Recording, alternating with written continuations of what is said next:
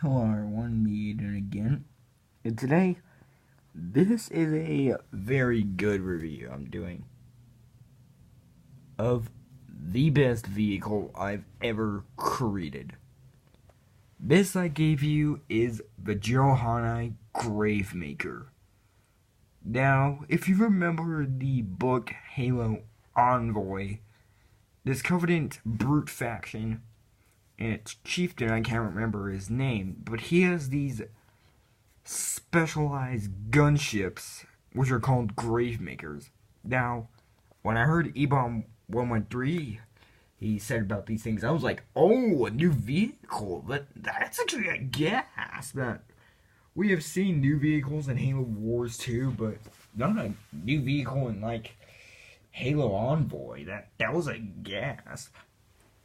But it didn't describe what it looked like. So I made it how a brute would make it. Now, this is a shout out to Ebom113. He is the one who's sponsoring me. Well, not sponsoring me, but you get the idea to make me build this thing. Now, this thing is obviously different than the other one that he built. It's much more bulkier, much more armored, but instead of a drop pod thing on the back, it's all one giant pod. So we'll get into it. So first of all, the front. It has literally, I took apart my watchtower and my barricade that I got from the Brute Lance set, because I'm going to be planning to get more of these sets, just to get more of those brutes and some copper parts. Maybe take apart like 3 barricades and 3 watchtowers, so I have 3 brute watchtowers and 3 barricades, but that doesn't matter. But then I noticed that I didn't have enough copper, so I went with this purple color that we've seen on Covenant vehicles, and it looks amazing with a little bit of bright silver. It's amazing. And I noticed I have these copper parts from the Oni Strike Team set, so I just added those on to just make it look more aggressive. So the front, we have 4 spikes, like ramming spikes, like you see with other, like, not Predator ships, but like other brute vehicles, like the Chopper, the Prowler, the Brute Ravager. That was another thing I like. That was a very good vehicle. And here we got the main guns right here. Now, these are kind of similar to Ebom 113's design, but they're not long. And the engines are heavily built inside this thing. Like, the engines, these are like the main ones, but the ones inside of it, these little gun parts, have engines. So you got some spikes on the wings, and these weird looking gun parts. There's even little spikes right there. This piece, which is like an armored window, so the pilot could just look at it and just see it. It's one of those maroon parts that's supposed to be like a window, like on the other side, it's translucent. So, now on the guns, there are these 2 different types of barrel pieces. So the translucent blue are basically, they are plasma. They are kind of like a mini mortar, like seen on Wraiths a lot. So that's like called a plasma mortar, like a mini plasma mortar. And the top ones that are all gray, these are basically plasma grenade launchers that are supported with these plates representing they can fire both at a time. And these plasma tubes, but I didn't really think that a mini plasma mortar would make sense, so these are just like little plasma uh, plasma cannons and the plasma grenade launchers. Those are very fun. On this side, we got two fins, which are supposed to be little spikes. And here we got the cockpit. Now, I'm going to get to that in a second, but on top of that, we got a turret up here. So, you could probably think that a brute kind of weld a plasma cannon attached to this thing, so it would be a little anti-defense. But I recommend taking this off because it blocks the cockpit, so without it, it'll just be less armored.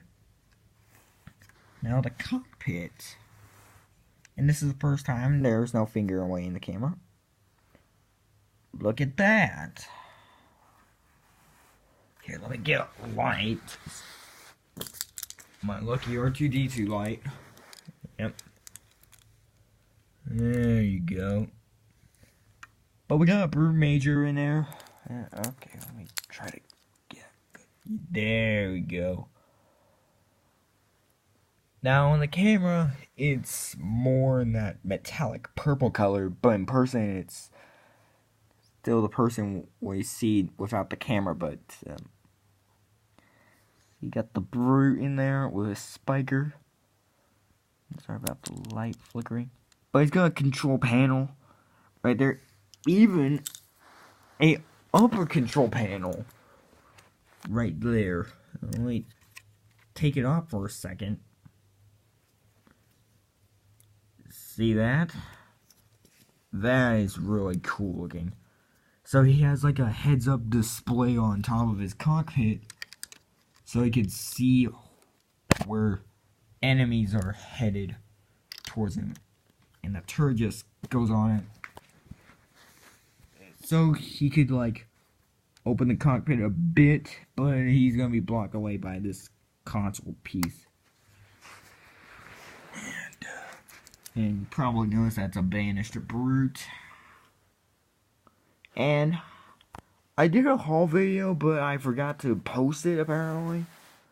So I got this guy, from the new Battle for the Ark series, and yes, I literally found them at, like, in Target. They are very good. And the pod, we got a couple of grunts and two brute miners, and instead of dropping the thing, you know, for all concerns, because they just need to, they don't want to do anything wrong, they need to do whatever they can to drop this thing. So when it hovers overhead, these panels fold down, making a ramp. So then the crew on the pod would walk down and head to the battlefield. That's where my idea had gone, and that inspired me to build this kind of pod, because it was only gonna fit brutes, but I figured grunts could actually hide, because I concern more of safety with the elites. Its design. So the cockpit is really good. Now we got some of these silver gridding ventilation systems. Those are built inside the thing. And the main engine is literally in this area where the turret is. It's literally built in there. So, from looking at this,